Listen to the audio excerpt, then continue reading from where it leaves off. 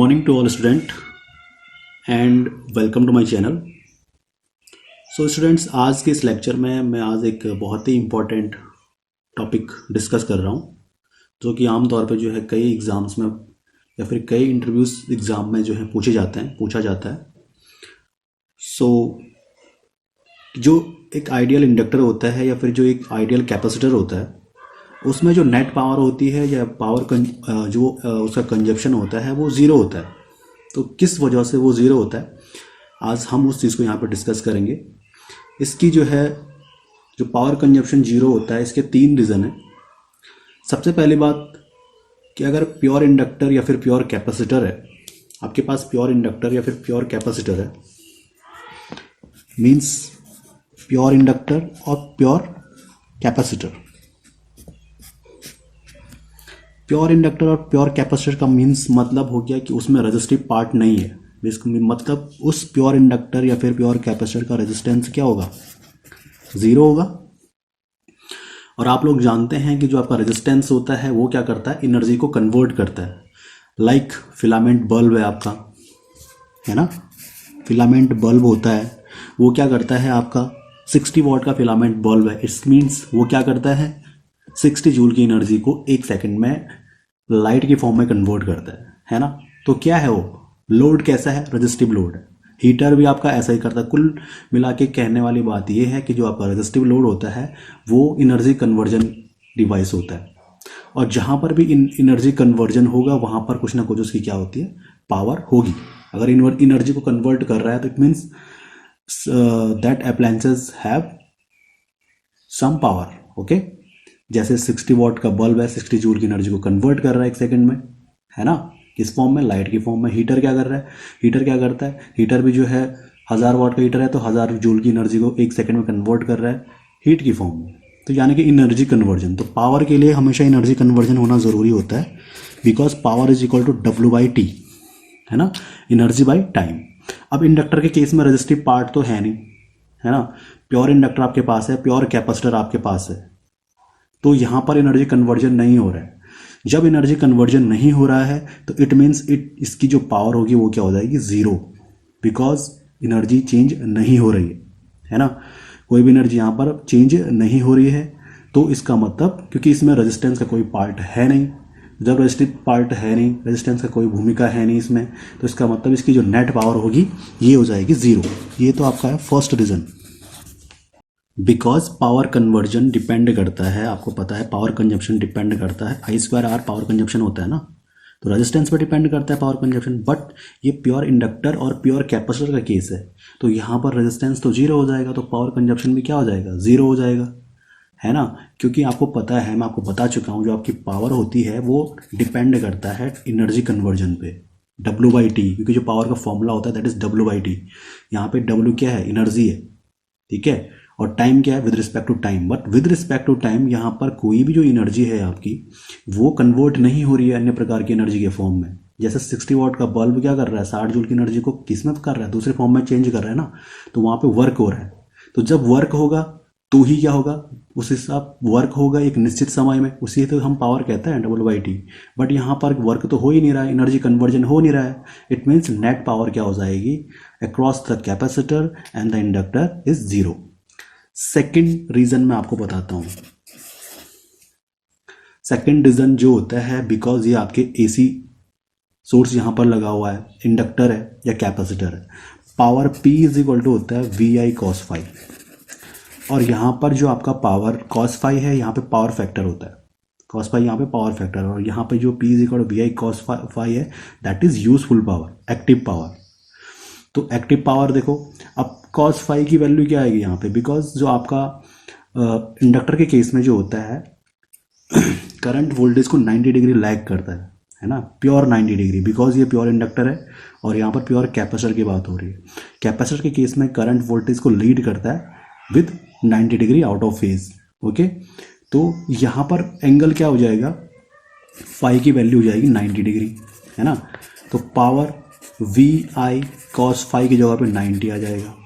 तो cos 90 की value कितनी होती है, ज़ीरो। तो पावर कितनी हो गई आपकी, ज़ीरो, है ना। सो पावर फैक्टर क्या है यहाँ पे, 90 डिग्री है। तो जो एक्टिव पावर होती है यहाँ पे, क्योंकि वोल्टेज और करंट के बीच एंगल बन रहा है तो यहाँ पर इसलिए ये एक्टिव पावर आएगा। देखो रेजिस्टेंस के केस में क्या होता है, रेजिस्टेंस के केस में वोल्टेज और करंट जो होती है हमारी, वो दोनों के दोनों एक फेज में आते हैं, तो वहाँ पे कॉस फाई क्या होता है, जीरो होता है। तो वहाँ पर पावर इज इक्वल टू क्या हो जाएगा, देखो रेजिस्टेंस के केस में क्या हो जाएगा, वी आई कॉस फाई। अब यहाँ पर दोनों सेम फेज में है रेजिस्टेंस के केस में, तो फाई की वैल्यू 0 डिग्री होगी, है ना। इसका मतलब वी आई कॉस 0, ये कितना आ जाएगा, कॉस 0 की वैल्यू होती है 1, तो वी आई इंटू 1। तो रेजिस्टेंस के केस में क्या होती है, power is equal to V I, मैंने आपको बताया पावर का फॉर्मूला वी आई होता है ना। बट यहाँ पर पावर फैक्टर 0 है, एंगल 90 है ना, तो इसलिए पावर क्या हो जाएगी 0। तो एक रीज़न ये है कि जिस वजह से प्योर इंडक्टर और कैपेसिटर के क्रॉस जो आपकी पावर आती है वो क्या होती है, 0 होती है। Second reason. थर्ड रीज़न मैं आपको यहाँ बता दूँ जो सबसे इंपॉर्टेंट है समझने के लिए, उसके लिए मैंने यहाँ पर एक वेव फॉर्म बनाई है, करंट की वेव फॉर्म मैंने आपको बनाई है यहाँ पे, ठीक है। तो आप देख रहे हैं यहाँ पर करंट की वेव फॉर्म 0 से स्टार्ट हो रही है, ये पॉजिटिव हाफ साइकिल है और this is negative half cycle. जब करंट 0 से पॉजिटिव हाफ साइकिल में मैक्सिमम की तरफ जाती है, मैक्सिमम की तरफ जब जाती है तो आपका इंडक्टर क्या होता है उस टाइम पे, उसमें एनर्जी स्टोर होना शुरू हो जाता है ना, एनर्जी स्टोर होना शुरू हो जाता है जब करंट 0 से मैक्सिमम की तरफ जाती है। फर्स्ट हाफ साइकिल की बात कर रहा हूँ, पॉजिटिव हाफ साइकिल की बात कर रहा हूँ। इस केस में यहाँ जो है एनर्जी स्टोर होना शुरू होती है, यहाँ पर एनर्जी स्टोर होना शुरू हो जाता है। और एनर्जी स्टोर होता है इंडक्टर में किसके फॉर्म में, ये भी आप इंपॉर्टेंट चीज़ है, ये भी आप याद कीजिएगा। जो एनर्जी स्टोर होता है इंडक्टर के केस में वो होता है मैग्नेटिक फील्ड की फॉर्म, मैग्नेटिक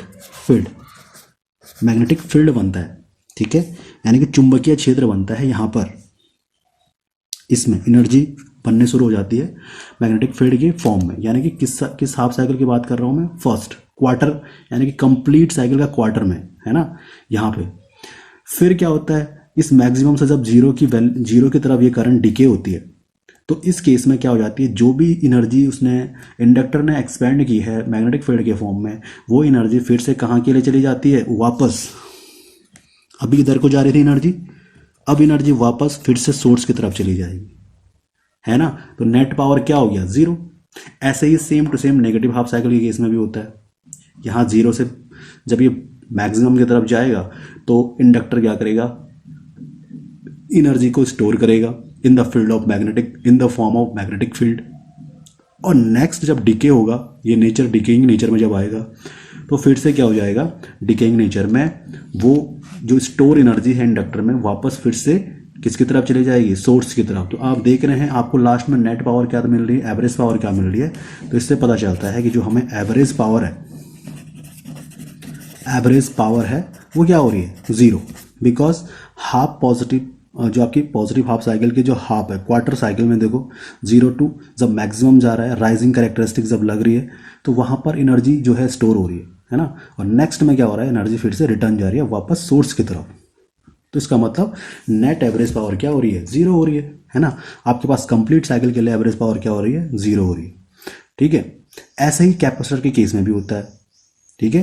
फर्स्ट 0 से पॉजिटिव जब मैक्सिमम जाता है फर्स्ट हाफ साइकिल के केस में, तो कैपेसिटर में भी क्या होती है, एनर्जी स्टोर हो जाती है। बट कैपेसिटर में क्या एनर्जी स्टोर होती है, किस फॉर्म में होती है, ये भी आपको याद रखना है।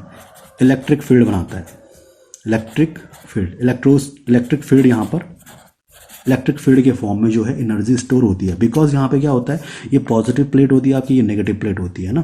तो यहाँ पे चार्ज है, तो ये चार्ज क्या बनाता है, पॉजिटिव और नेगेटिव चार्ज जो है क्या बनाता है, एक स्पेस बनाता है, उसको क्या कहते हैं हम, इलेक्ट्रिक फील्ड कहते हैं। तो यहाँ पर जो एनर्जी स्टोर होती है वो इलेक्ट्रिक फील्ड के फॉर्म में होती है।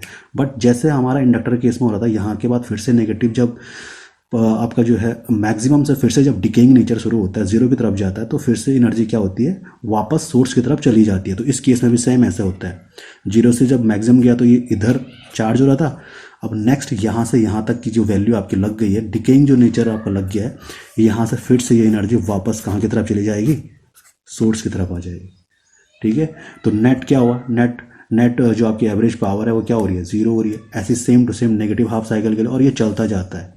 तो आप देख रहे हैं पॉजिटिव जो है मैक्सिमम तक जो है राइजिंग कैरेक्टरिस्टिक्स में वो दोनों इंडक्टर और कैपेसिटर चार्ज हो रहे हैं, और नेक्स्ट डिकेइंग कैरेक्टरिस्टिक्स के लिए क्या हो रहे हैं, वो आपका जो है वापस एनर्जी को सोर्स की तरफ डिलीवर करा दे रहे हैं। तो इसका मतलब नेट पावर क्या हो गया, नेट पावर कंजम्पशन क्या होता है, ज़ीरो होता है। ये बहुत ही इंपॉर्टेंट क्वेश्चन है और आप लोगों को इसका रीज़न पता हो तो मैंने आपको 3 रीज़न इसमें बता दिए होंगे, तीसरा इंपॉर्टेंट रीज़न है, ठीक है, तीनों इंपॉर्टेंट रीज़न है।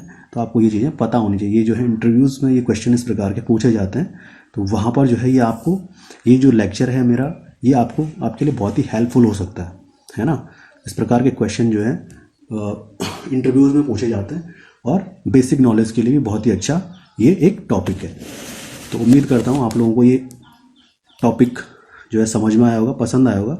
अगर कोई भी पॉइंट अगर आपके समझ में नहीं आता इस टॉपिक से तो आप जो है कमेंट बॉक्स में कमेंट कर सकते हैं। Thank you.